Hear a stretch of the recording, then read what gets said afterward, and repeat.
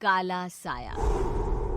यूं तो बनारस घाट अपनी खूबसूरती के लिए बहुत प्रचलित है, पर घाट के किनारे कई राज लिए बैठे हैं। ये कहानी शुरू होती है बनारस के घाट के पास बने ममता निवास से, जहाँ प्रिया लाल जोड़े में ममता के घर उसकी बहू बनकर आती है। आओ आओ बहू, घर को अपने पैरों से पवित्र करो। ममता घर की दहलीज पार कर ही रही होती है कि अचानक एक बहुत गंदी सी बास पूरे घर में फैल जाती है।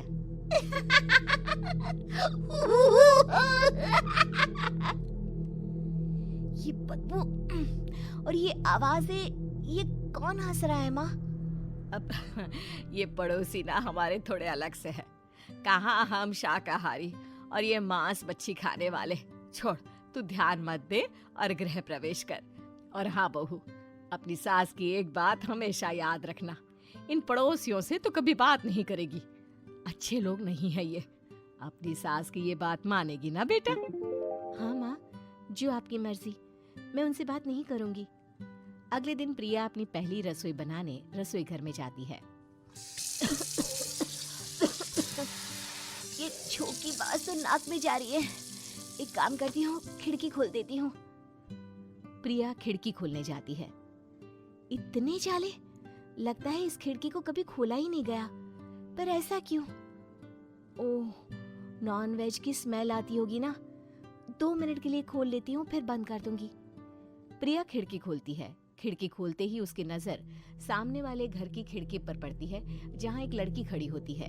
हाथों में मेहंदी, लाल रंग की साड़ी, बिल्कुल सजी धजी, मानो प्रिया की तरह ही वो भी नई नवेली बहू हो। वो प्रिया को देखकर मुस्कुराती है। हे भगवान, माँ ने तो इनसे बात करने को मना किया था। प्रिया फौरन ही खिड़की बंद कर देती है और तवे पर चढ़े रोटी की ओर देखने लगती है, पर वहाँ रोटी न होकर मछली पड़ी होती है।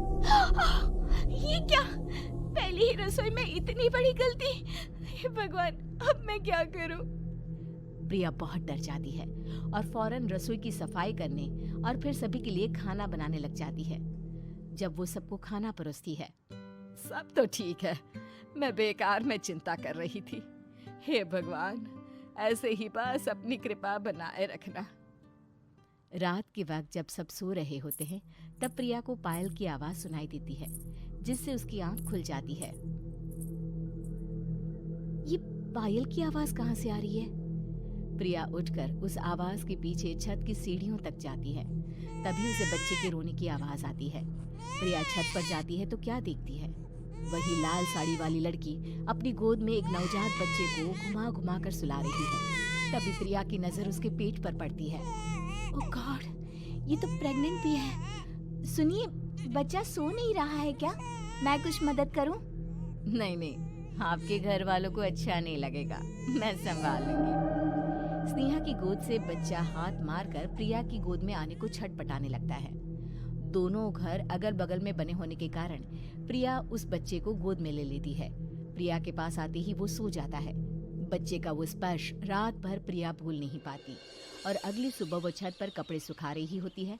तभी उसे एक औरत इशारा करके बुलाती है। स्नेहा कह रही थी बाबू तुम्हारी गोद में आते ही सो गया। मैं गौरी, स्नेहा की माँ हूँ। बहू, घर आना, बाबू को खिला भी लेना। शाम को जब घर पर कोई नहीं रहता, बच्चे से मिलने के लिए प्रिया छिपकर अपनी पड़ोसन के घर चली जाती है और कुछ देर बच्चे को खिलाकर वापस लौट आती है। इसके कुछ दिन बाद ही प्रिया को पता चलता है कि वो माँ बनने वाली है। ममता की खुशी का ठिकाना नहीं रहता।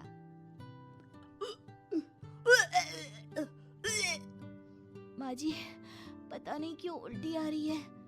प्रिया भागती हुई वॉशरूम में जाती है तो हरे और लाल रंग की उल्टी करती है।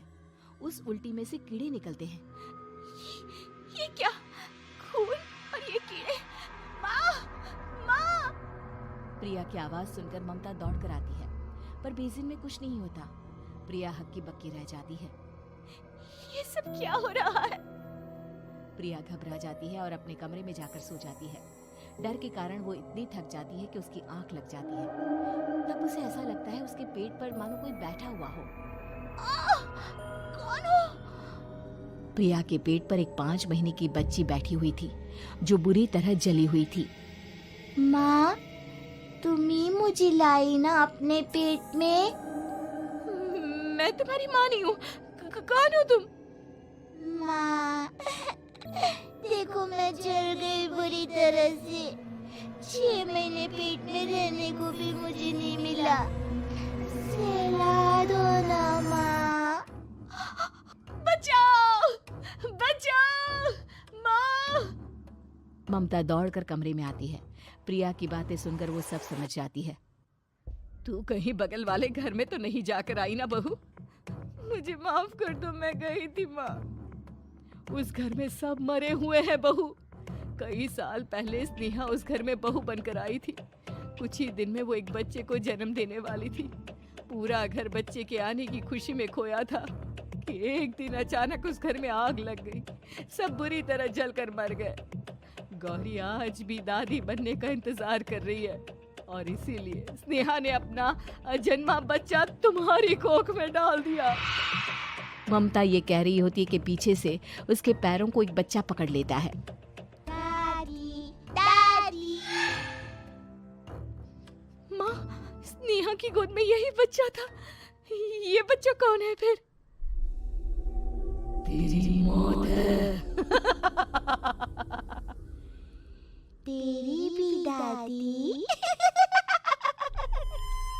जिस चीज का ममता को डर था वही हो गया। ममता निवास के ऊपर मौत ने चादर बिछा दी थी। प्रिया का पेट ऐसे बढ़ जाता है मानो 9 महीने का हो। 2 हाथ उसके पेट से बाहर निकलते हैं। बहू, संतोष को फोन कर, किसी पंडित जी को बुला बहू। प्रिया का पति भागता हुआ घर आता है। ये तो होना ही था माँ। तेरा पाप तेरे सामने आ गया तो तू सह नहीं पा रही है। स्नेहा घर में आग लगी नहीं थी, माँ ने लगाई थी, प्रॉपर्टी की लालच में। और वो बच्चा मेरी पहली पत्नी का बच्चा है, मेरा बेटा, जो कि उस आग की चपेट का शिकार हो गया था। मैंने तुमसे ये सब माँ के कहने पर छुपाया था। मुझे माफ कर दो प्रिया। तुम अगर चाहो तो यहाँ से जा सकती हो। मैं तुम्हें किसी भी बंधन में रखना नहीं चाहता। मेरी शादी हुई है आपसे, मैं आपको छोड़ नहीं सकती, पर उससे पहले हमें स्नेहा, उसकी माँ और बच्चे की आत्मा की शांति करवानी होगी। संतोष और ममता गौरी के घर जाते हैं। अंदर सब कुछ जला हुआ होता है। जमीन पर जली हुई लाशें बिखरी हुई थी। ममता रो रो कर अपनी करने की माफी गौरी से मांगती है। प्रिया स्नेहा के घर वालों का अंतिम संस्कार करवा देती है और ममता निवास फिर से आत्माओं के साए से मुक्त हो जाता है।